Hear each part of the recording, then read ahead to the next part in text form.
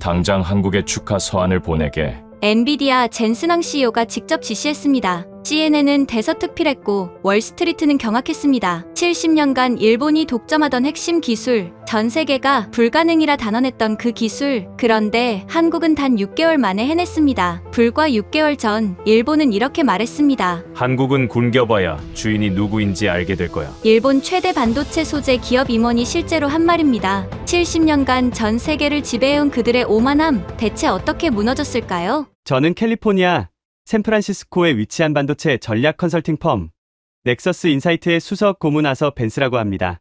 제 이력서의 첫 줄은 텍사스 인스트루먼트의 수석 아키텍트로 시작해 지난 30년간 인텔과 엔비디아의 공급망 전략을 자문하는 것으로 채워져 있습니다.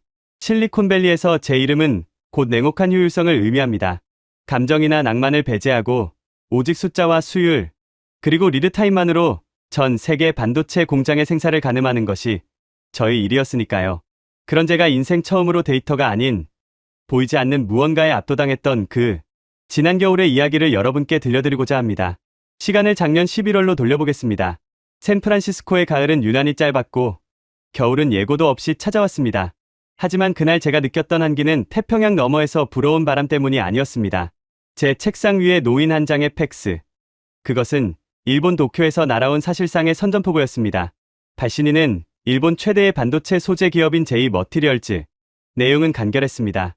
본사 설비의 긴급 점검 및 라인 재배치로 인해 향후 6개월간 한국으로 향하는 극자회선 EUV용 블랭크 마스크 수출 물량을 기존 대비 70% 축소함을 통보합니다.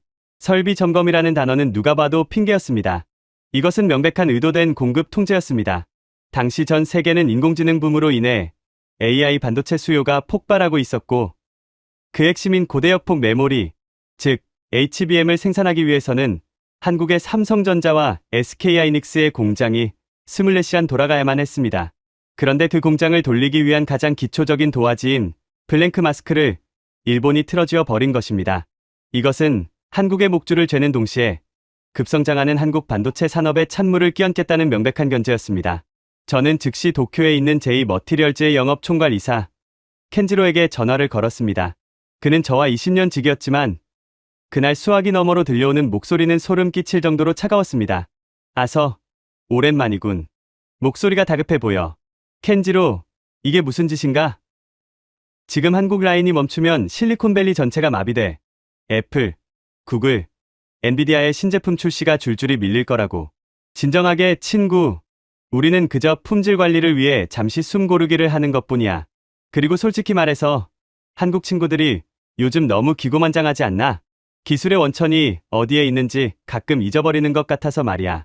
켄지로는 웃고 있었습니다. 그는 이 상황을 즐기고 있었던 겁니다. 그의 말 속에는 뼈있는 오만함이 가득했습니다. 한국은 그저 일본이 내려준 기술을 바탕으로 열심히 기계를 돌리는 조립, 공장에 불과하다는 뿌리 깊은 우월감이 깔려 있었습니다. 그들은 굶겨봐야 주인이 누구인지 알게 될 거야. 아서, 자네도 알잖아. 기초과학이 없는 나라는 사상누각이라는 걸. 한국이 아무리 날고 기어도 우리 일본의 소재 없이는 반도체 칩 하나도 제대로 못 만들어. 전화를 끊고 난 뒤 저는 씁쓸했지만 그의 말에 반박할 수 없었습니다. 인정하기 싫었지만 그것이 냉정한 현실이었기 때문입니다. 제 보고서에는 항상 한국의 위험 요소 1순위로 취약한 소재 공급망이 적혀 있었습니다. 한국 엔지니어들의 손기술이 좋다는 건 인정하지만 나노미터 단위의 오차를 제어하는 소재 기술은 수십 년간 축적된 화학적 데이터베이스 없이는 불가능한 영역입니다. 일본이 70년 동안 쌓아 올린 그 거대한 장벽을 한국이 단기간에 넘는다는 건 물리적으로 불가능하다고 판단했습니다. 며칠 뒤 실리콘밸리의 빅테크 기업들은 패닉에 빠졌습니다. 엔비디아의 구매 담당 부사장이 제 사무실로 찾아와 책상을 내리치며 고함을 질렀습니다. 아서, 당장 대안을 내놓으시오. 한국 공장이 멈추면 우리 주가는 반토막이 난다고. 대체제가 전혀 없는 건가? 유감스럽게도 그렇습니다. 현재 EUV용 블랭크 마스크의 95%는 일본산입니다. 나머지도 독일제인데 품질이 떨어져서 최신 공정에는 쓸 수 없습니다. 그럼 어쩌라는 거야? 한국에 가서 무슨 수라도 써봐. 그들이 숨겨둔 재고라도 털어오란 말이야. 그렇게 저는 반강제로 한국행 비행기 표를 끊어야 했습니다. 해결책을 찾으러 가는 출장이 아니었습니다. 사실상 한국 반도체의 사망 선고를 확인하고 실리콘밸리의 피해를 최소화하기 위한 사후 처리반이나 다름없었습니다. 짐을 싸면서도 제 머릿속은 온통 비관적인 데이터들로 가득했습니다. 한국의 중소기업들이 국산화를 시도하고 있다는 소문은 들었지만 저는 그저 코웃음을 쳤습니다. 일본이 1조 원을 들여 10년 걸려 만든 걸 한국의 이름 없는 중소기업이 해내겠다고? 그건 용기가 아니라 무지에서 오는 오만이었습니다. 샌프란시스코 공항의 라운지에서 저는 창밖의 비행기를 바라보며 켄지로가 했던 말을 다시 떠올렸습니다. 한국은 주인을 알아봐야 한다. 기분이 나빴지만 동의할 수밖에 없는 제 자신이 싫었습니다. 저는 한국인들의 성실함을 좋아했습니다. 하지만 성실함만으로 기술의 격차를 메울 수는 없습니다.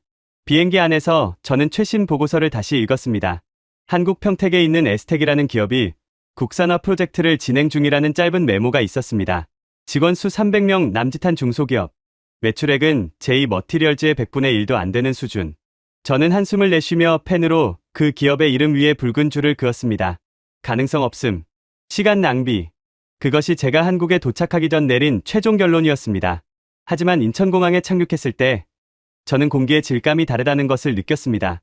보통의 비즈니스 출장이라면 느껴졌어야 할 활기 대신 마치 전쟁터로 떠나는 군인들의 눈빛 같은 비장함이 공항 전체를 감싸고 있었습니다. 입국장 텔레비전에서는 연일 일본의 수출 규제 뉴스가 흘러나오고 있었고 사람들의 표정에는 두려움보다는 알 수 없는 분노와 결기가 서려 있었습니다. 저는 마중 나온 삼성전자 직원의 안내를 받아 곧바로 평택으로 향했습니다. 차 창밖으로 보이는 한국의 풍경은 잿빛 겨울 하늘 아래 얼어붙어 있었습니다. 하지만 그 차가운 풍경 속에서 저는 미처 알지 못했습니다. 저 얼어붙은 땅 아래에서 이미 뜨거운 마그마가 끓어오르고 있었다는 사실을 말이죠. 그리고 제가 무시하며 붉은 줄을 그었던 그 작은 중소기업 에스텍이 전 세계를 뒤흔들 태풍의 눈이 되리라는 것을 그때는 상상조차 하지 못했습니다. 차가 평택의 거대한 반도체 단지로 들어서자 웅장한 공장들의 굴뚝에서 하얀 수증기가 뿜어져 나오고 있었습니다. 겉보기에는 평화로워 보였지만 저는 알고 있었습니다. 저 수증기가 멈추는 순간 전 세계 경제가 멈춘다는 것을. 그리고 그 시한폭탄의 타이머는 이미 돌아가고 있었습니다. 제 주머니 속 휴대폰이 진동했습니다.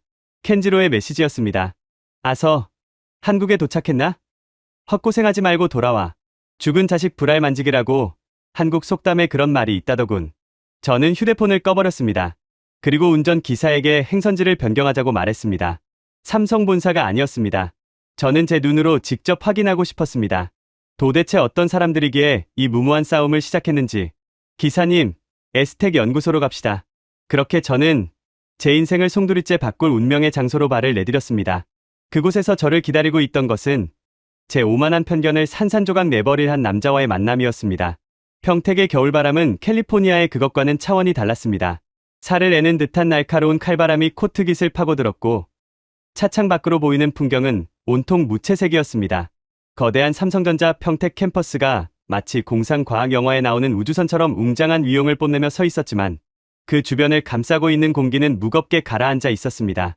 세계 최대 규모의 반도체 생산 라인, 소위 P1, P2라고 불리는 공장들의 굴뚝에서는 여전히 하얀 수증기가 피어오르고 있었지만 제 눈에는 그것이 마치 거인의 마지막 거친 숨소리처럼 위태로워 보였습니다. 제가 탄 검은색 세단이 대로를 벗어나 좁은 2차선 도로로 접어들자 화려한 대기업의 건물들은 사라지고 낡고 투박한 중소기업 단지가 나타났습니다. 도로 곳곳에는 파이거나 갈라진 흔적이 있었고 화물 트럭들이 뿜어내는 매연이 시야를 흐렸습니다. 에스텍. 제가 찾아가는 그곳은 이 거친 공단 구석에 웅크리고 있었습니다. 도착해서 마주한 에스텍의 사옥은 제 예상보다 더 초라했습니다. 페인트가 벗겨진 회색 콘크리트 3층 건물. 입구에는 기술보국이라는 촌스러운 슬로건이 적힌 현수막이 바람에 펄럭이고 있었습니다. 이런 곳에서 EUV 블랭크 마스크를 만든다고? 미치지 않고서야. 저는 헛웃음을 삼키며 차에서 내렸습니다. 삼성의 최첨단 클린룸은 먼지 한 톨도 허용하지 않는 클래스 1 수준의 청정구역입니다. 그런데 그 핵심 소재를 공급하겠다는 회사가 이런 낡은 창고 같은 곳이라니. 이것은 다윗과 골리앗의 싸움조차 되지 못했습니다. 다윗에게는 돌멩이라도 있었지만 이들에게는 아무것도 없어 보였으니까요. 건물 안으로 들어서자 훅 끼쳐오는 것은 소독약 냄새와 오래된 기계가 돌아가며 내는 기름 냄새, 그리고 컵라면, 국물 냄새가 뒤섞인 묘한 악취였습니다. 로비는 말이 로비지. 각종 박스와 서류 뭉치들이 산더미처럼 쌓여 있어 발 디딜 틈조차 없었습니다. 정장을 입은 사람은 저뿐이었습니다. 낡은 슬리퍼를 끌며 뛰어다니는 연구원들은 저를 유령보듯 스쳐 지나갔습니다. 그들의 눈은 퀭했고 머리는 며칠째 감지 못한 듯 떡이 져 있었습니다. 마치 패배가 확정된 전투를 앞둔 병사들처럼 그들에게서는 지독한 피로와 절박함이 묻어났습니다. 아서 벤스 씨 되십니까? 기다리고 있었습니다. 안내를 받아 들어간 곳은 CTO, 즉 최고 기술 경영자의 사무실이었습니다. 문을 열자마자 자욱한 담배 연기 대신 화이트보드를 가득 채운 복잡한 화학식들이 저를 반겼습니다. 그리고 그 한가운데 낡은 회전 의자에 등을 돌리고 앉아 현미경을 들여다보고 있는 남자가 있었습니다. 한석진 박사, 에스텍의 연구소장이자 이 무모한 프로젝트의 지휘자. 멀리서 오셨군요. 차라도 한 잔 내드려야 하는데 보시다시피 지금 물 끓일 시간도 없어서요. 그가 천천히 의자를 돌려 저를 마주 보았습니다. 50살은 좋게 넘어 보이는 나이였지만 안경 너머로 번뜩이는 눈빛 많은 20대 청년처럼 날카로웠습니다. 하지만 그의 하얀 가운 소매 끝은 시커먼 시약 얼룩으로 지저분했고 손끝에는 반창고가 덕지덕지 붙어 있었습니다. 실리콘밸리의 세련된 임원들과는 정반대에 거칠고 투박한 현장 냄새가 진동하는 사람이었습니다. 저는 자리에 앉지도 않고 바로 본론을 꺼냈습니다. 예의를 차리기에는 시간이 너무 아까웠습니다. 한 박사님, 솔직히 말씀드리죠. 저는 당신네 회사가 망하는 꼴을 보러 온 게 아닙니다. 더 큰 피해를 막으러 왔습니다. 지금이라도 삼성 측에 솔직하게 보고하세요. 국산화는 불가능하다고. 그래야 삼성이 다른 우회 경로라도 찾을 것 아닙니까? 제 말에 한 박사는 피식 웃음을 터뜨렸습니다. 비웃음이 아니었습니다. 그것은 마치 철없는 아이의 투정을 듣는 어른의 미소 같았습니다. 불가능이라. 미스터 벤스, 당신이 보기에 우리가 지금 뭘 하고 있는 것 같습니까? 일본 제2 머티리얼즈의 제품을 흉내내고 있겠죠. 그들이 50년 동안 쌓아온 특허를 피해서 비슷한 성분을 섞어보고 구운 온도를 바꿔보면서 말입니다.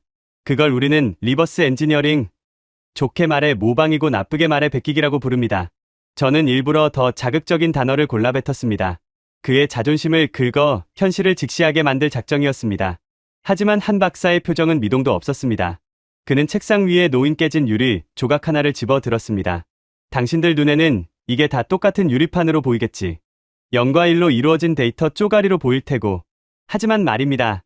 일본 놈들이 만든 건 완벽해 보이지만 그건 그들의 환경에서만 완벽한 겁니다. 일본의 공기, 일본의 습도, 일본 장비에 최적화된 레시피죠. 우리는 그걸 베끼려는 게 아닙니다. 한국의 사계절, 평택의 바람, 그리고 우리 엔지니어들의 손맛에 맞는 완전히 새로운 길을 찾고 있는 겁니다. 손맛? 지금 반도체 나노 공정에서 손맛이라는 비과학적인 단어를 쓰신 겁니까? 여기는 주방이 아니라 실험실입니다, 박사님. 제가 어이없다는 듯 대꾸하자 한 박사는 자리에서 벌떡 일어났습니다. 그리고 저를 데리고 사무실 구석에 있는 차폐막을 걷어 올렸습니다. 그곳에는 제가 한 번도 본 적 없는 기괴한 장비가 놓여 있었습니다. 기존의 증착 장비를 다 뜯어내고 온갖 전선과 파이프를 억지로 연결해 놓은 마치 프랑켄슈타인 같은 몰골의 기계였습니다.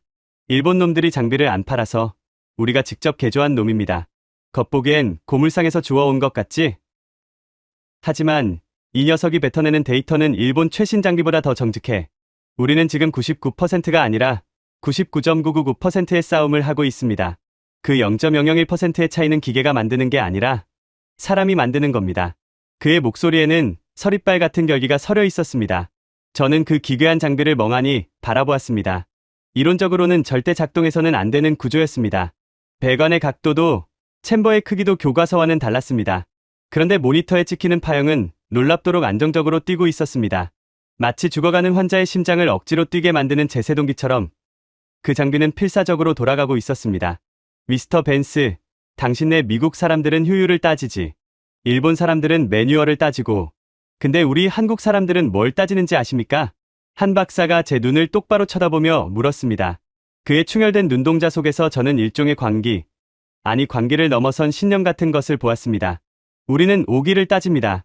안 된다고 하면 더 하고 싶어지는 그 빌어먹을 오기 말입니다. 일본이 문을 잠갔다고? 그럼 우리는 벽을 부수고 나가면 됩니다. 그 순간 저는 등줄기에 소름이 돋았습니다. 바깥 날씨 때문이 아니었습니다. 이 허름한 공장, 먼지 나는 복도, 촌스러운 가운을 입은 사람들 사이에서 느껴지는 뜨거운 에너지 때문이었습니다. 그것은 제가 실리콘밸리의 쾌적한 에어컨 바람 속에서는 단 한 번도 느껴보지 못한 종류의 열기였습니다. 하지만 열정만으로 물리학의 법칙을 거스를 수는 없는 법입니다. 저는 냉정을 되찾으려 애썼습니다. 감정에 휘둘리면 안 된다. 데이터는 거짓말을 하지 않는다. 좋습니다. 그 오기라는 거 얼마나 갈지 지켜보죠. 하지만 박사님, 다음 주에 예정된 1차 시제품 테스트, 거기서 만약 결함이 하나라도 나온다면 그때는 제 방식대로 보고서를 올리겠습니다.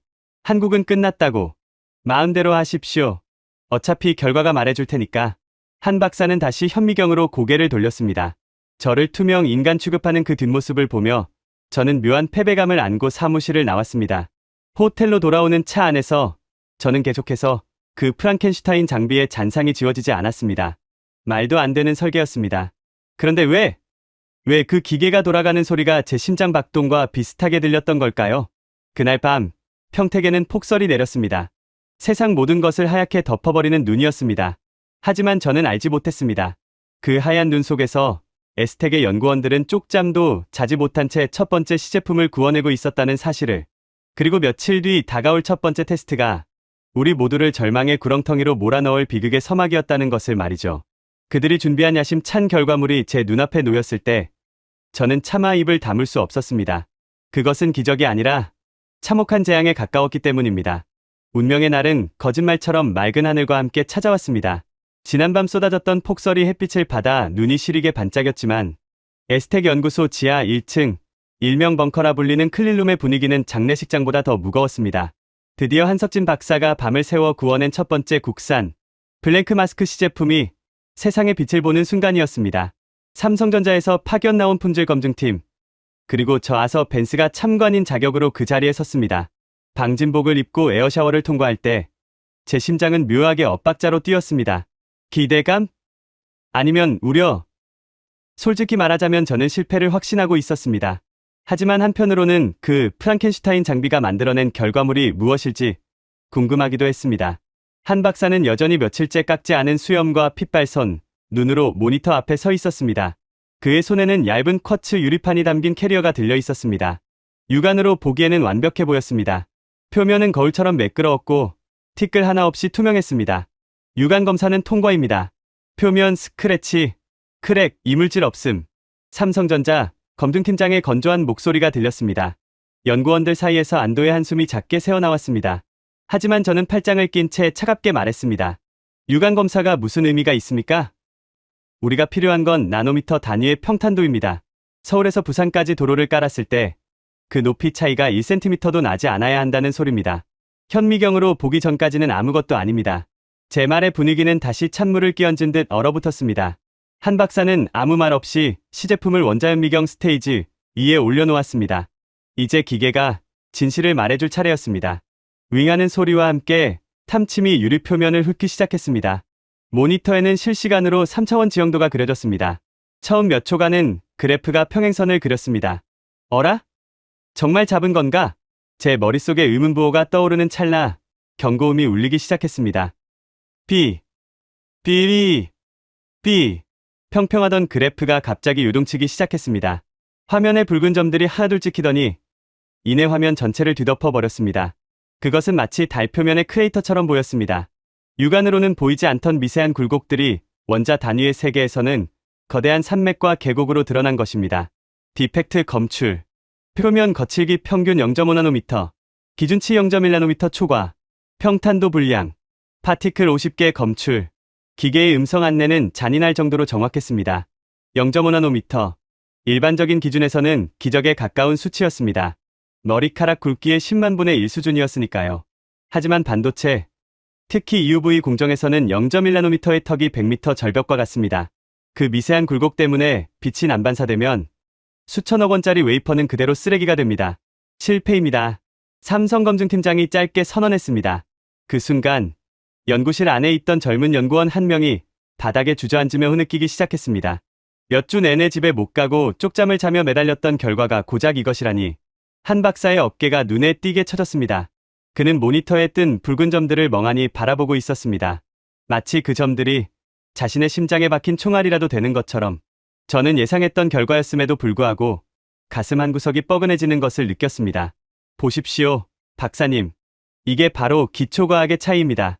99%까지는 누구나 따라옵니다. 하지만 마지막 1%, 아니 0.001%는 노력으로 되는 게 아닙니다. 일본 호야나 아사히글라스가 그냥 노는 게 아닙니다. 그들은 유리의 분자 구조를 다루는 노하우만 50년을 쌓았습니다. 열정과 오기로 물리법칙을 이길 순 없어요. 저는 짐짓냉정한 척 말했지만 사실 위로를 하고 싶었는지도 모릅니다. 이제 그만 포기하고 편해지라고. 이 싸움은 애초에 승산이 없었다고. 하지만 그 순간 한 박사가 고개를 들었습니다. 이길 수 없다면 우리가 법칙을 다시 쓰면 됩니다. 뭐라고요? 지금 그게 제정신으로 하는 소리입니까? 데이터가 말해주고 있지 않습니까? 당신들 방식은 틀렸다고. 틀린 게 아니라 아직 답을 못 찾은 겁니다. 0.5나노미터? 젠장, 반으로 줄였어. 지난주에는 1나노미터였는데 방향은 맞다는 소리야. 야, 다들 일어나. 왜 울고 있어? 0.4나노만 더 깎으면 되잖아. 온도 다시 세팅해. 가스 유량 0.01로 줄여보고. 오늘 밤새워서 다시 굽는다. 그는 포기를 모르는 게 아니라 패배를 인정하는 법을 잊어버린 사람 같았습니다. 하지만 현실은 냉혹했습니다. 연구소 밖에서는 이미 빚쟁이들이 몰려와 고함을 지르고 있었고 투자자들은 자금을 회수하겠다며 대표실을 점거하고 있었습니다. 에스텍의 자금줄은 말라가고 있었고 삼성의 인내심도 바닥을 드러내고 있었습니다. 저는 연구소를 빠져나오며 켄지로에게 전화를 걸었습니다. 자네 말이 맞았어, 켄지로. 한국은 아직 멀었어. 시제품 테스트는 실패야. 0.5나노미터 벽에 막혔어. 하하, 그럴 줄 알았지. 0.5나노? 귀엽군. 우리는 이미 0.05나노를 보고 있는데 말이야.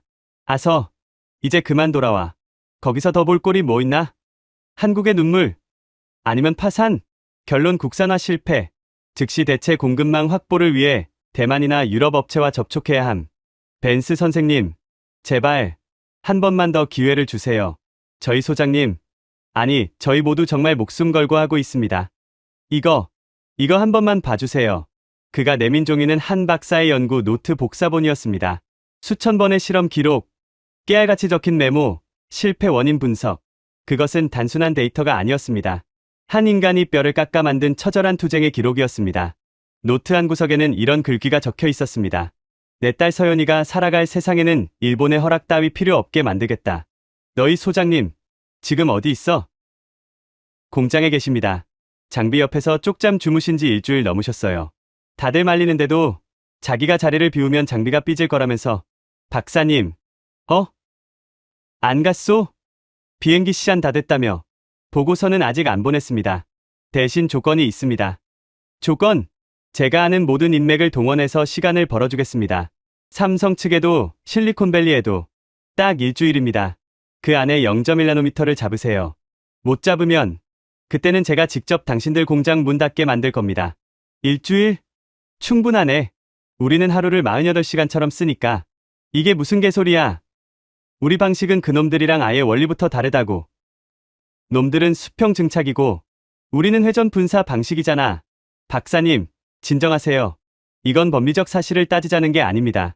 심리전입니다. 이 경고장을 삼성전자 법무팀과 투자자들에게도 동시에 보냈을 겁니다.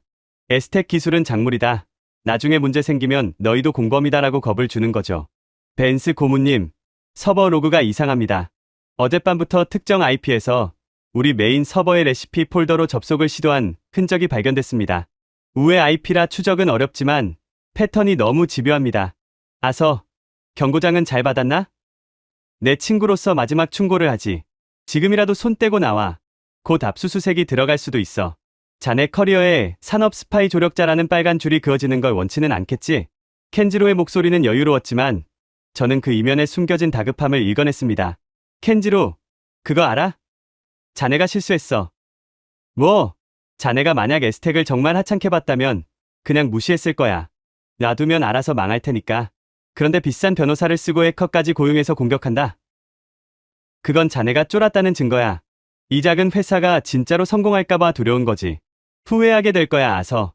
한국은 이길 수 없어. 그건 자연의 섭리야. 두고 보자고. 누가 이기는지. 여러분, 들으셨습니까? 일본이 우리를 두려워하고 있습니다. 세계 1위 기업이 고작 직원 300명인 우리를 무서워해서 비열한 수를 쓰고 있다고요. 이건 우리가 지금 정답을 향해 가고 있다는 가장 확실한 증거입니다. 말 한번 잘하네. 양키가 아니라 한국 사람 다 됐구만. 온도를 1도만 높여도 타버리고 1도만 낮추면 결정이 뭉쳐버려요. 이건 화학의 영역이 아닙니다. 신의 영역이에요. 과학으로 안 되면 경험한테 물어봐야지. 경험이라뇨? 지금 우리보다 이 장비를 많이 다뤄본 사람이 어디 있습니까? 있어. 반도체는 아니지만 평생 유리를 깎고 다듬어서 거울을 만들어 온 노인네가 한 명 있지. 한 박사가 말한 인물은 이병국. 과거 브라운관 텔레비전 시절 유리 가공의 명장으로 불렸던 사람이었습니다. 하지만 지금은 은퇴해서 시골에서 농사를 짓고 있다고 했습니다. 박사님, 지금 농담합니까? 최첨단 나노 공정의 70대 노인을 부르겠다고요? 브라운관이랑 반도체 웨이퍼는 차원이 다릅니다. 저는 펄쩍 뛰며 반대했습니다. 하지만 한 박사는 단호했습니다. 아서, 자네가 모르는 게 있어. 데이터는 거짓말을 안 하지만 가끔은 데이터가 못 보는 걸 사람의 손끝이 찾아내기도 해. 지푸라기라도 잡는 심정으로 모셔오는 거야. 어르신, 한 번만 도와주십시오. 대한민국 반도체가 죽느냐 사느냐가 달렸습니다. 반도체? 난 그런 거 몰라. 근데 유리가 울고 있다는 소리는 들리는구먼. 벤스 고문님, 이게 정말 도움이 될까요? 저희는 지금 나노미터 단위의 평탄도를 잡고 있습니다. 옹기 굳는 가마터가 아니라고요. 어르신, 이게 저희가 만든 물건입니다. 기계는 완벽하다고 하는데 자꾸 표면이 거칠게 나옵니다. 데이터상으로는 온도가 균일한데 결과물은 울퉁불퉁합니다. 유리가 춥다잖아. 네, 춥다니요. 지금 내부 온도가 섭씨 800도입니다. 유리가 녹기 직전인데요. 속은 뜨거운데 겉이 시리다고.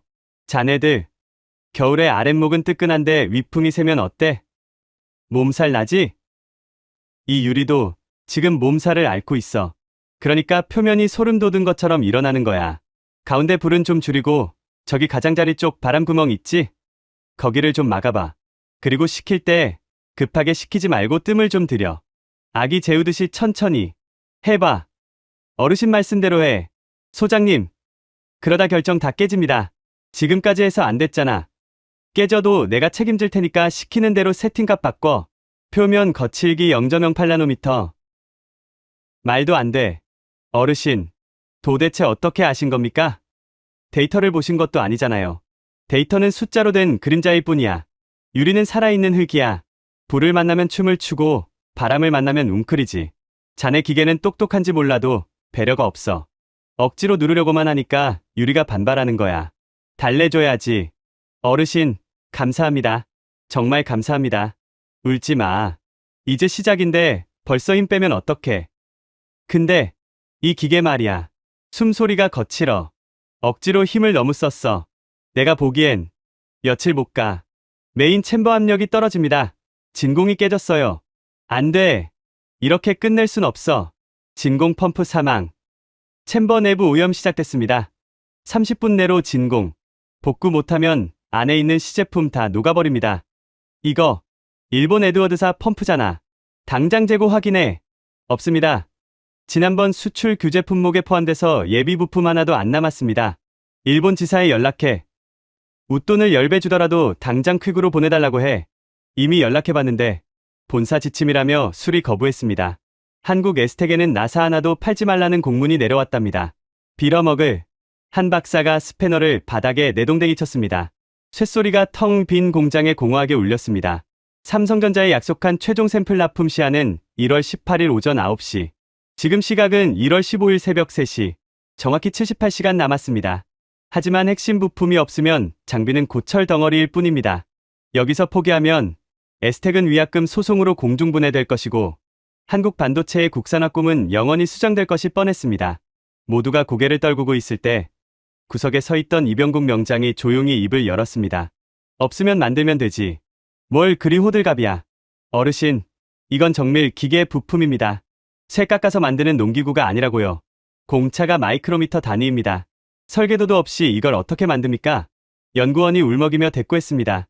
하지만 명장은 휘어진 샤프트를 집어들고 요리조리 살펴보더니 말했습니다. 쇠는 다 똑같은 쇠야. 모양만 맞추면 돌아가. 여기 근처에 내 옛날 제자가 하는 공장이 하나 있어. 거기로 가자. 지푸라기라도 잡는 심정이란 게 이런 걸까요? 우리는 휘어진 부품을 떼어내 트럭에 싣고 새벽길을 달렸습니다. 도착한 곳은 평택 외곽의 허름한 정밀 가공업체. 대성 정밀이라는 간판이 달린 작은 공장이었습니다. 셔터가 내려진 공장 문을 두드리자 잠옷바람에 중년 사내가 나왔습니다. 아이고, 스승님. 이 새벽에 어쩐 일이십니까? 철수야, 이거 좀 깎자. 급하다. 이 명장은 다짜고짜 부품을 사내에게 내밀었습니다.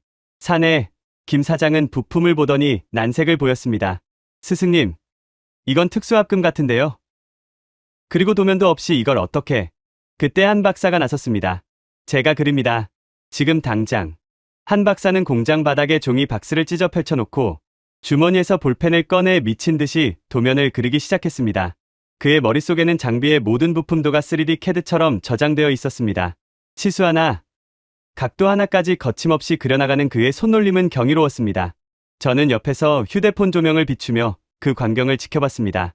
세계 최첨단 반도체 부품의 설계도가 찢어진 박스 위에 그려지고 있다니, 실리콘밸리에서는 상상도 할 수 없는 원시적이지만 가장 처절한 엔지니어링이었습니다. 자, 여기 공차는 플러스 마이너스 0.005mm, 재질은 여기 있는 것 중에 제일 강한 걸로 써주세요. 김 사장은 도면을 받아들고는 씩 웃었습니다. 0.005라. 까다롭네. 근데 스승님 부탁이니 해봐야죠. 얘들아, 다 일어나. 기계 돌려. 새벽 4시, 잠자던 공장의 선반과 밀링 머신이 요란한 소리를 내며 돌아가기 시작했습니다. 에스텍의 연구원들과 대성정밀의 기술자들이 한데 엉켜 쇠를 깎고 다듬고 측정했습니다. 저도 가만히 있을 수 없었습니다. 와이셔츠 소매를 걷어붙이고 깎여나온 쇳가루를 치우고 절사규를 부어주며 보조 역할을 했습니다. 제 인생에서 가장 비싼 양복에 기름때가 묻었지만 신경 쓸 겨를이 없었습니다. 시간은 무섭게 흘러갔습니다. 첫 번째 가공품은 치수가 맞지 않아 폐기. 두 번째는 열 처리 과정에서 균열이 생겨 실패. 안 됩니다. 국산 쇠로는 일본제 강도를 못 따라가요. 회전할 때 다 부러집니다. 김 사장이 땀을 뻘뻘 흘리며 고개를 저었습니다. 24시간이 지났습니다. 남은 시간 48시간.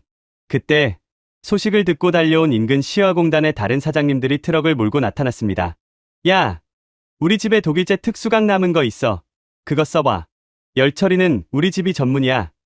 내가 구워줄게. 누가 연락한 것도 아니었습니다. 에스텍이 일본 놈들 때문에 고생한다더라는 소문이 아름아름 퍼져 평택과 시화, 반월공단의 숨은 고수들이 제 발로 찾아온 것입니다. 그들은 경쟁자였지만 오늘만큼은 대한민국 국가대표 팀이었습니다. 이거 우리가 못 만들면 쪽팔려서 어떡하냐? 일본 놈들이 비웃을 거 아니냐? 기름때 묻은 작업복을 입은 사장님들이 의기투합하여 밤을 새웠습니다. 저는 그 광경을 보며 묘한 감동을 느꼈습니다. 이것이 바로 한국 제조업의 진짜 힘, 생태계의 저력이었습니다. 대기업 하나가 잘해서 되는 게 아니라 보이지 않는 곳에서 쇠를 깎고 기름을 만지는 수많은 장인들이 바치고 있었기에 가능한 일이었습니다. 드디어 1월 17일 새벽, 완벽한 치수의 대체 부품이 완성되었습니다. 우리는 그것을 품에 안고 다시 에스텍으로 질주했습니다. 조립 시작해. 10분 안에 끝낸다. 한 박사와 연구원들이 달라붙어 부품을 끼워 맞췄습니다. 볼트를 조이는 손이 덜덜 떨렸습니다. 전원 투입. 웅하는 소리와 함께 진공 펌프가 다시 돌기 시작했습니다. 진공도 올라갑니다. 10토르, 1토르, 10의 -3승. 정상 범위 진입. 와! 하는 함성이 터져 나왔습니다. 서로 얼싸안고 뜀을 띄었습니다. 저도 모르게 한 박사를 끌어안았습니다. 그의 몸에서는 땀 냄새와 쇠 냄새가 났지만 그 어떤 향수보다 향기롭게 느껴졌습니다. 하지만 기쁨도 잠시였습니다. 시간이 없어. 지금부터 풀가동해도 샘플 납기는 빠듯해. 이 명장님, 다시 레시피 잡아주세요. 장비는 돌아갔지만 우리는 꼬박 이틀을 한숨도 자지 못한 상태였습니다. 눈은 충혈되다 못해 터질 것 같았고 다리는 후들거렸습니다. 환각이 보일 지경이었습니다. 연구원 하나가 쓰러져 의무실로 실려갔습니다. 저 역시 현기증이 나서 벽을 짚고 서 있어야 했습니다. 그때 연구소 밖에서 웅성거리는 소리가 들렸습니다. 또 빚쟁이들인가? 아니면 켄지로가 보낸 용역 깡패들인가? 저는 긴장하며 창밖을 내다봤습니다. 하지만 제 눈에 들어온 것은 전혀 예상치 못한 풍경이었습니다. 연구소 정문 앞에 수십 명의 사람들이 모여 있었습니다. 촛불을 든 사람, 피켓을 든 사람. 그들은 시위대가 아니었습니다. 아빠 힘내세요. 우리가 있잖아요. 대한민국 기술 독립, 에스텍을 응원합니다. 따뜻한 밥 드시고 힘내세요. 연구원들의 가족들, 그리고 뉴스를 보고 찾아온 평택 시민들이었습니다. 그들은 차가운 아스팔트 바닥에 앉아 우리를 위해 기도를 하고 있었습니다. 정문 경비실에는 시민들이 두고 간 도시락, 핫팩, 음료수 박스가 산더미처럼 쌓여 있었습니다. 박사님, 저기 좀 보세요. 한 박사가 창밖을 내다보더니 입술을 깨물며 울음을 참았습니다. 바보 같은 사람들, 춥게 왜 저러고 있어. 그때 제 휴대폰으로 이메일 한 통이 도착했습니다. 발신자는 미국 실리콘밸리의 제 동료들. 아서, 자네가 보낸 중간 보고서 읽었네. 한국이 정말 그렇게까지 하고 있나? 우리가 뭘 도와주면 되겠나? 필요한 기술 데이터 있으면 말해. 본사 몰래 빼돌려서라도 보내줄게. 전 세계가 우리를 지켜보고 있었습니다. 아니, 응원하고 있었습니다. 외롭지 않았습니다. 우리는 고립된 섬이 아니라 거대한 파도의 중심에 서 있었습니다. 자, 밥 먹고 합시다. 저분들이 주신 밥 먹고 힘내서 마지막까지 달립시다. 한 박사가 시민들이 보내준 도시락을 들고 외쳤습니다. 우리는 눈물 젖은 밥을 꾸역꾸역 삼켰습니다. 그 밥알 하나하나가 우리 몸속에서 뜨거운 연료가 되어 타오르는 것 같았습니다. 이제 남은 시간 24시간. 삼성전자 최종 퀄 테스트를 위한 마지막 샘플이 챔버 안에서 구워지고 있습니다. 이것만 성공하면 우리는 역사를 새로 쓰게 됩니다. 하지만 운명의 신은 마지막까지 우리를 시험하려는지 검사 장비의 모니터가 다시 불안하게 흔들리기 시작했습니다. 도시락의 온기가 채 가시기도 전 연구소는 다시 팽팽한 긴장감에 휩싸였습니다. 시민들의 응원은 우리에게 엄청난 에너지를 주었지만 동시에 무거운 책임감이라는 짐을 지워주었습니다. 우리가 실패하면 저들의 희망도 함께 무너진다는 사실이 뼛속까지 사무쳤습니다. 마지막 샘플이 구워지는 동안 저는 잠시 숨을 돌리기 위해 연구소 복도로 나왔습니다. 그때 한 박사의 사무실 문이 열려 있는 것이 보였습니다. 그는 잠시 눈을 붙이러 들어갔나 봅니다. 저는 조용히 문을 닫아주려다 책상 위에 켜져 있는 낡은 노트북 화면을 보고 멈칫했습니다. 바탕화면에는 어린 소녀와 환하게 웃고 있는 젊은 시절 한 박사의 사진이 있었고 그 옆에는 메모장 하나가 열려 있었습니다. 호기심에 이끌려 다가가 보니 그것은 기술 문서가 아니라 일기였습니다. 서연아, 아빠는 오늘도 집에 못 가는구나. 네가 물었지? 왜 남들은 다 삼성, 현대 다니는데 아빠는 이름도 모르는 작은 회사 다니냐고. 아빠가 만드는 건 아주 작지만 이게 없으면 세상의 모든 스마트폰이 멈춘단다. 아빠는 우리 기술이 남의 나라 눈치 보지 않는 세상을 만들고 싶어. 네가 어른이 되었을 때는 적어도 기술 때문에 서러운 일은 없게 해주고 싶다. 사랑한다. 우리 딸. 가슴 한 구석이 찌릿했습니다. 실리콘밸리에서 저는 성공을 연봉과 스톡옵션으로만 계산했습니다. 더 많은 돈, 더 높은 지위가 제 인생의 목표였습니다. 하지만 한 박사에게 기술은 가족을 지키고 나아가 다음 세대의 자존심을 지키는 숭고한 수단이었습니다. 저는 그 일기를 보며 제 젊은 시절을 떠올렸습니다. 저 역시 처음 엔지니어가 되었을 때는 세상을 바꾸겠다는 순수한 열정이 있었는데 언제부터 이렇게 차가운 계산기 노릇만 하게 되었을까요? 남의 일기 훔쳐보는 건 실리콘밸리 매너인가? 뒤에서 들리는 목소리에 깜짝 놀라 뒤를 돌아보니 한 박사가 캔커피 2개를 들고 서 있었습니다. 그는 쑥스러운 듯 코를 훌쩍이며 저에게 커피 하나를 던져주었습니다. 미안합니다. 일부러 보려던 건 아닌데. 됐소. 딸내미한테 맨날 거짓말만 하는 못난 아비꼴 들킨 셈치지 뭐. 그는 의자에 털썩 주저앉아 캔 뚜껑을 땄습니다.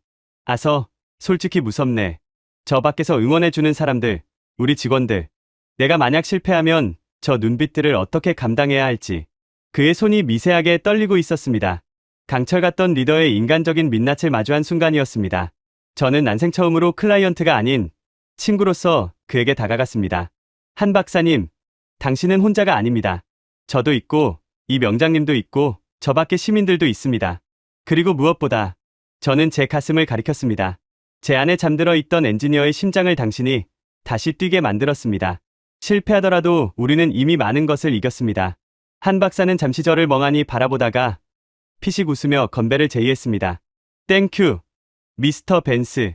아니, 아서, 치어스. 한. 우리의 캔커피가 깡 하고 부딪히는 소리가 작은 울림을 만들어냈습니다. 그 짧은 순간 우리는 국경과 언어를 초월한 진한 동지애를 느꼈습니다. 그때였습니다. 연구실 인터폰이 요란하게 울렸습니다. 소장님, 샘플 나왔습니다. 지금 바로 검사실로 오셔야 합니다. 우리는 동시에 자리를 박차고 일어났습니다. 드디어 심판의 시간. 이 샘플이 삼성전자의 최종 퀄 테스트를 통과할 자격이 있는지 확인하는 마지막 내부 검증이었습니다. 검사실에는 이병국 명장을 비롯한 모든 연구원이 모여 있었습니다. 긴장감 때문에 숨조차 크게 쉬기 힘들었습니다. 갓 나온 블랙 마스크는 영롱한 보랏빛을 띠고 있었습니다. 육안으로는 완벽해 보였습니다. 하지만 우리는 압니다. 악마는 디테일에 있다는 것을. 한 박사가 떨리는 손으로 샘플을 측정 장비에 넣었습니다. 측정 시작. 모니터의 그래프가 움직이기 시작했습니다. 1차 표면 거칠기 통과, 2차 평탄도 통과, 3차 결함 검사. 모두가 마른 침을 삼켰습니다. 붉은 점이 하나라도 찍히면 끝입니다. 그래프는 믿을 수 없을 정도로 평평한 직선을 그리며 나아갔습니다. 띠링, 검사 완료, 결함 연계, 합격, 제로 디펙트다. 와! 연구실이 떠나갈 듯한 함성이 터졌습니다. 서로 부둥켜 안고 울고불고 난리가 났습니다. 이 명장도 흐뭇한 미소를 지으며 고개를 끄덕였습니다. 거봐, 유리는 달래주면 된다니까. 하지만 우리에게는 감격할 시간조차 사치였습니다. 시계를 보니 오전 7시, 삼성전자 화성 캠퍼스까지 2시간 안에 도착해야 했습니다. 출근길 정체를 감안하면 빠듯한 시간이었습니다. 내가 운전하겠소. 내 차가 제일 빠르니까. 제가 나섰습니다. 저는 렌터카의 키를 낚아채고 소중한 샘플이 담긴 하드케이스를 조수석에 앉은 한 박사의 품에 안겨주었습니다. 꽉 잡으세요. 실리콘밸리 폭주족의 실력을 보여드리죠. 차는 평택공단을 빠져나와 고속도로로 진입했습니다. 역시나 출근길 차량으로 도로는 주차장을 방불케 했습니다. 제기랄, 이대로는 늦겠어. 한 박사가 초조하게 시계를 봤습니다. 남은 시간 1시간 30분. 내비게이션 도착 예정 시간은 2시간 후. 그때 제 휴대폰으로 삼성전자 담당 임원의 전화가 걸려왔습니다. 미스터 벤스, 어디쯤입니까? 일본 쪽에서 계속 압박이 들어오고 있어요. 9시 정각까지 샘플 도착 안 하면 경영진 회의에서 일본 제안 수용하는 걸로 결론 낼 겁니다. 1분이라도 늦으면 끝입니다. 가고 있습니다. 조금만 기다리세요. 전화를 끊고 룸미러를 보니 뒤따라오던 경찰차 한 대가 사이렌을 울리며 다가오고 있었습니다. 과속 단속인가? 낭패다 싶었는데 경찰차가 우리 옆으로 붙더니 확성기로 소리쳤습니다. 에스텍 차량 맞습니까? 평택시민 제보 받고 왔습니다. 에스코트 해드릴 테니 따라오세요. 믿을 수 없는 일이 벌어졌습니다. 연구소 앞에서 밤새 응원하던 시민 중 한 명이 경찰에 연락해 사정을 설명한 모양이었습니다. 경찰차는 경광등을 번쩍이며 앞서가던 차들을 향해 방송했습니다. 긴급 수송 차량입니다. 잠시만 길을 비켜주세요. 대한민국 반도체가 타고 있습니다. 그러자 기적이 일어났습니다. 꽉 막혀있던 도로의 차들이 홍해가 갈라지듯 양옆으로 비켜서기 시작했습니다. 트럭 기사님들은 창밖으로 손을 흔들며 파이팅을 외쳐주었고 출근하던 직장인들은 비상등을 켜고 응원해 주었습니다. 아서, 보여? 저게 한국 사람들이야. 한 박사가 눈시울이 붉어진 채 말했습니다. 네, 보이네요. 정말 미친 나라입니다. 아름답게 미친 나라요. 저는 엑셀러레이터를 끝까지 밟았습니다. 눈물이 앞을 가려 운전하기 힘들 정도였지만 가슴은 그 어느 때보다 뜨거웠습니다. 우리는 혼자가 아니었습니다. 대한민국 전체가 우리와 함께 달리고 있었습니다. 8시 55분, 삼성전자 화성 캠퍼스 정문에 도착했습니다.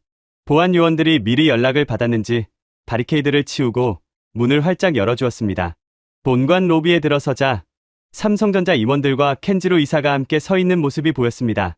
켄지로는 시계를 보며 비릿한 미소를 짓고 있었습니다. 아슬아슬했군, 아서. 하지만 늦었어. 이미 회의는, 아니, 아직 5분 남았어. 저는 숨을 헐떡이며 샘플 케이스를 테이블 위에 쾅 내려놓았습니다. 한 박사가 케이스를 열자 영롱한 빛을 내뿜는 블랭크 마스크가 그 자태를 드러냈습니다. 삼성전자 기술진들이 웅성거리며 몰려들었습니다.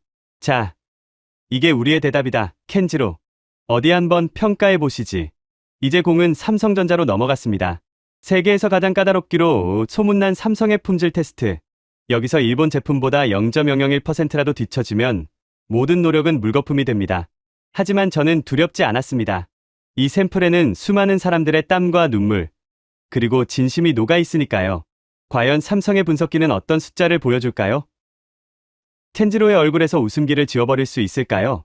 삼성전자 화성 캠퍼스의 평가 분석실. 이곳은 반도체 소재의 생사를 가르는 최종 심판장입니다. 통유리 너머로 삼성의 수석 엔지니어들이 분주하게 움직이는 모습이 보였습니다. 저와 한석진 박사, 그리고 켄지로 이사와 일본 측 기술진은 대기실의 대형 모니터를 통해 실시간 분석 데이터를 지켜보고 있었습니다.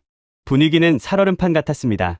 켄지로는 여유로운 척 다리를 꼬고 앉아 있었지만 찻잔을 쥔 그의 손끝이 미세하게 떨리는 것을 저는 놓치지 않았습니다. 그 역시 직감하고 있었던 겁니다. 우리가 가져온 물건이 예사롭지 않다는 것을.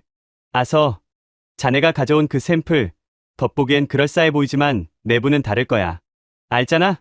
내구성 테스트에서 10번도 못 버티고 깨질 거라는 거.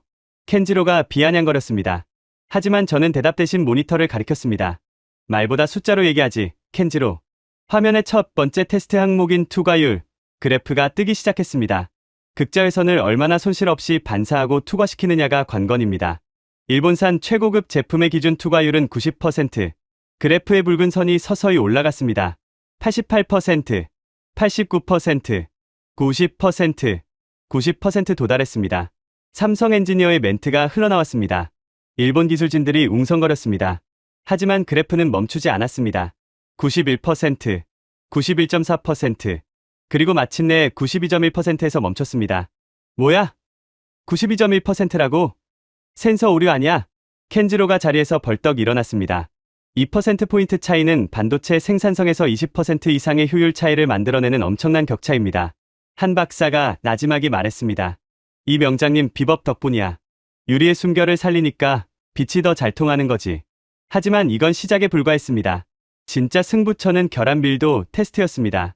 웨이퍼 한 장에 수백억 개의 회로를 그리는데 점 하나라도 잘못 찍히면 칩 전체가 불량이 됩니다. 삼성의 기준은 제로 디펙트. 말 그대로 결함이 0이어야 합니다. 검사 장비가 초고속으로 샘플 표면을 스캔하기 시작했습니다. 화면에는 녹색 불빛이 깜빡이며 진행 상황을 알렸습니다. 10%, 20%, 50%. 아직까지 결함 발견 없음. 침묵이 흐르는 대기실에는 에어컨 돌아가는 소리만 들렸습니다. 제 심장 박동 소리가 켄지로에게 들릴까봐 숨조차 크게 쉴 수 없었습니다. 90%, 95%, 99%. 그때 경고음이 울렸습니다. 삐! 결함 의심 구간 발견. 심장이 덜컥 내려앉았습니다. 켄지로의 입가에 묘한 안도감이 스쳤습니다. 거봐! 역시 안 된다니까. 99%까지 잘해봐야 소용없어. 마지막 하나가 문제지. 한 박사는 입술을 피가 나도록 깨물며 주먹을 꽉 쥐었습니다. 아니야. 그럴 리 없어. 우리가 어떻게 만들었는데. 삼성기술팀장이 마이크를 잡았습니다. 정밀 재검사 진행하겠습니다. 확대 배율 100만 배. 화면이 확대되었습니다. 문제의 지점이 클로즈업 되었습니다. 검은 점 하나가 보였습니다. 탄식이 흘러나왔습니다. 끝난 건가? 정말 이대로 무너지는 건가? 하지만 기술팀장의 목소리가 다시 들렸습니다. 잠깐만요. 이거 소재 결함이 아닙니다. 외부 먼지입니다. 에어건으로 불어내겠습니다. 치익하는 소리와 함께 화면 속 검은 점이 사라졌습니다. 단순한 먼지였습니다. 소재 자체의 흠집이 아니라 이동 중에 묻은 먼지 한 톨이었던 것입니다. 결함 제거 확인. 최종 판정. 제로 디펙트. 합격입니다. 그 순간 한 박사는 의자에 고개를 파묻고 흐느끼기 시작했습니다. 소리 없는 오열이었습니다. 저는 그의 떨리는 어깨를 감싸 안았습니다. 켄지로는 믿을 수 없다는 듯 모니터를 멍하니 바라보다가 거칠게 넥타이를 풀며 대기실을 나가버렸습니다. 그의 뒷모습은 패배자의 그것이었습니다. 하지만 아직 마지막 관문이 남아 있었습니다. 바로 내구성 테스트. 실제로 노광 장비 안에서 수천 번의 열 충격을 견뎌야 합니다. 켄지로가 말했던 대로 일본산보다 강도가 약하면 몇 번 쓰지도 못하고 깨질 수도 있습니다. 삼성 경영진은 신중했습니다. 수치상으로는 완벽하지만 실제 라인에서 버틸지는 미지수입니다.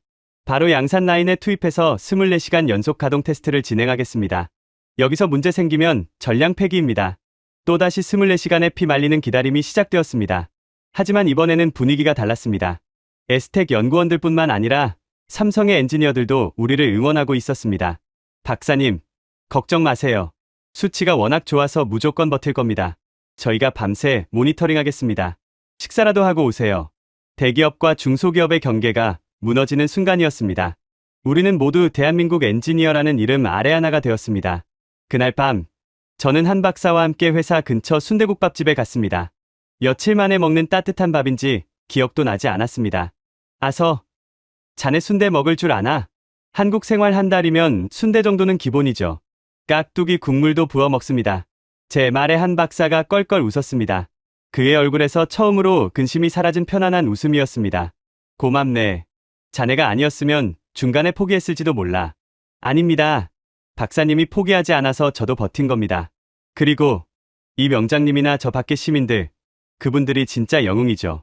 우리는 소주잔을 기울이며 지난 겨울의 사투를 회상했습니다. 차가운 멸시와 비웃음, 절망적인 데이터, 그리고 기적 같은 반전들. 그것은 한편의 드라마였습니다. 다음 날 아침, 테스트 종료 10분을 남겨두고 삼성전자 부사장실로 호출되었습니다. 켄지로 이사도 와 있었습니다. 그는 밤새 한숨도 못 잤는지 눈이 퀭했습니다. 부사장이 무거운 표정으로 입을 열었습니다. 결과가 나왔습니다. 그는 서류 2장을 테이블 위에 올려놓았습니다. 하나는 에스텍, 하나는 일본 제2 머티리얼즈의 성적표였습니다.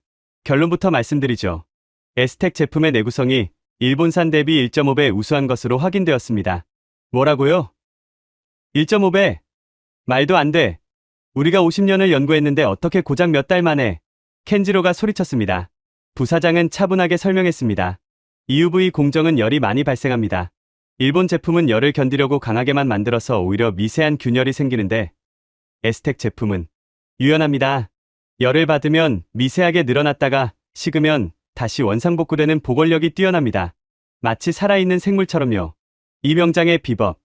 유리를 달래주는 기술이 빛을 발한 것입니다. 강한 것은 부러지지만 부드러운 것은 부러지지 않는다는 진리가 최첨단 반도체에서도 증명된 것입니다. 따라서 삼성전자는 에스텍을 제1공급사로 선정하고 향후 5년간 장기 공급 계약을 체결하겠습니다. 땅땅땅. 망치가 내려쳐지는 소리가 제 귓가에 환청처럼 들렸습니다. 승리였습니다. 완벽한, 그리고 통쾌한 역전승. 켄지로는 털썩 주저앉았습니다. 그의 오만함이 한국의 유연함 앞에 무릎 꿇는 순간이었습니다. 한 박사는 부사장의 손을 잡고 깊이 고개를 숙였습니다. 감사합니다. 믿어주셔서 감사합니다.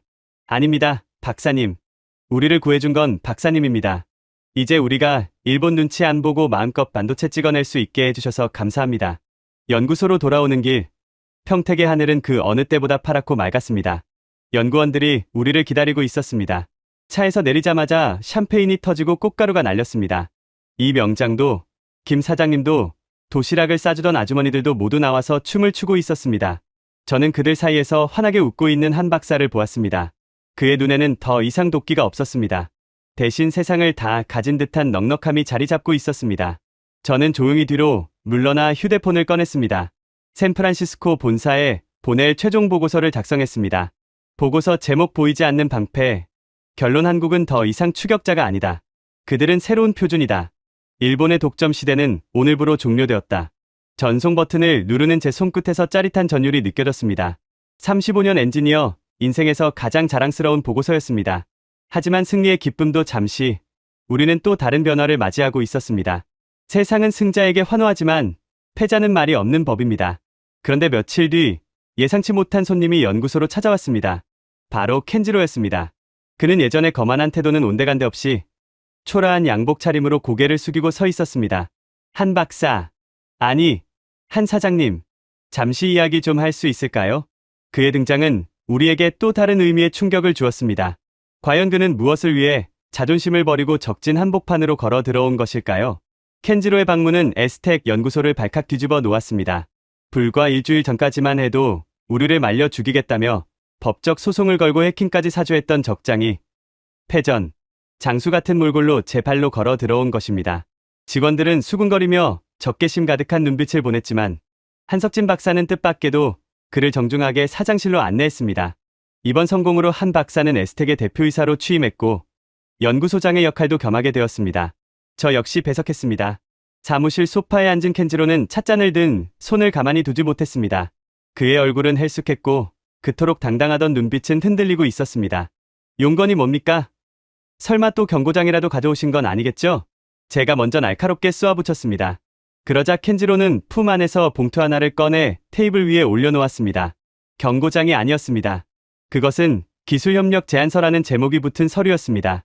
한 사장님, 그리고 아서 솔직히 말하겠습니다. 우리 본사는 지금 패닉 상태입니다. 삼성전자가 장기 계약을 해지하겠다는 통보를 보내왔고 주가는 사흘 연속 하한가를 쳤습니다. 이대로라면 우리 회사 공장 절반이 문을 닫아야 합니다. 그는 마른 입술을 축이며 말을 이었습니다. 그래서 제안합니다. 우리가 가진 특허 소송 전부 취하하겠습니다. 그리고 우리 원자재 공급망을 에스텍에 개방하겠습니다. 대신 에스텍의 그 유연한 증착 기술에 대한 라이선스를 우리에게 공유해 주십시오. 로열티는 원하시는 대로 드리겠습니다. 기가 막힌 제안이었습니다. 기술을 훔치려다 실패하니 이제는 돈을 줄 테니 나눠달라? 전형적인 일본식 실리 챙기기였습니다. 제가 나서서 비웃으려던 찰나 한 박사가 조용히 입을 열었습니다. 켄지로 씨, 당신네가 50년 동안 쌓아온 기술을 고작 몇 달 된 우리 기술이랑 바꾸자고요? 자존심 상하지 않습니까? 자존심이 밥 먹여주진 않으니까요. 그리고 인정합니다. 우리가 졌습니다. 당신들의 방식이, 그 아날로그적인 감성이 우리 일본의 정밀함을 넘어섰습니다. 켄지로는 자리에서 일어나 90도로 허리를 숙였습니다. 부탁드립니다. 제발 살려주십시오. 저를 믿고 따르는 직원 2,000명의 생계가 달렸습니다. 순간 사무실에 정적이 흘렀습니다. 과거 우리에게 했던 짓을 생각하면 당장 쫓아내도 시원찮을 판이었습니다. 하지만 한 박사는 눈을 감고 잠시 생각에 잠겼습니다. 그리고는 천천히 입을 열었습니다. 협력, 좋습니다. 하지만 조건이 있습니다. 무엇이든 말씀하십시오.